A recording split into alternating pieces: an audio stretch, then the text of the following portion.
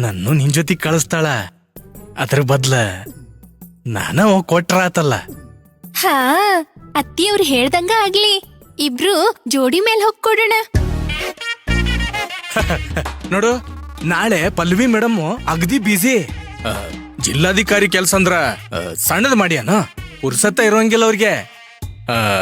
ನಾಳೆ ನನಗ್ ಬೇರೆ ಅಪಾಯಿಂಟ್ಮೆಂಟ್ ಕೊಟ್ಟಾರ.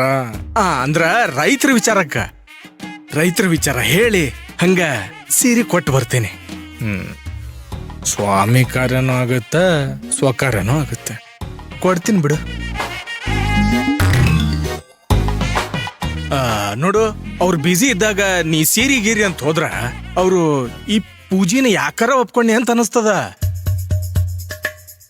ಪಲ್ಲವಿ ಅವರು ಖುಷಿಯಿಂದ ಬಂದ್ರನ ಅಲ್ಲ ನನಗ್ ಮಗು ಆಗುದು. ಅದಕ್ಕ ನಾ ಕೊಟ್ಟು ಬರ್ತೇನೆ, ಏನಂತಿ? ಸರಿ ಸರಿ. ನಮಗ ಮಗು ಆಗೋದ್ ಮುಖ್ಯ, ನೀವ ಕೊಟ್ಬರ್ರಿ.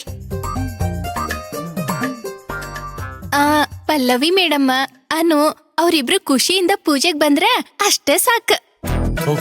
ನಾ ತಂದಿರಿ ಸೀರಿನ ಚಲೋ ತಂಗೆ ಪ್ಯಾಕ್ ಮಾಡಿಡ. ಹೋಗ್ ಆತ್ರಿ.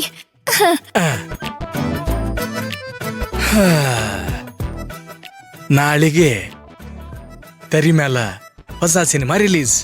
ಸೀರೆ ಕೊಟ್ಟ ಹೀರೋ. ಓ, ಸೀರೆ ಕೊಟ್ರೆ ಏನ್ ಲಾಭ ಬಂತು ರೀ ಅಣ್ಣರ? ಆ ವಿಕ್ರಾಂತ್ ಪಲ್ಲವಿನ ಕಾರಲ್ಲಿ ಕೂರ್ಸ್ಕೊಂಡು ಕೈ ಹಿಡ್ಕೊಂಡು ಹೋಗ್ತಿರ್ತಾರ. ಅವರು ರೊಮ್ಯಾಂಟಿಕ್ ಹೀರೋ ಆಗಿರ್ತಾರ.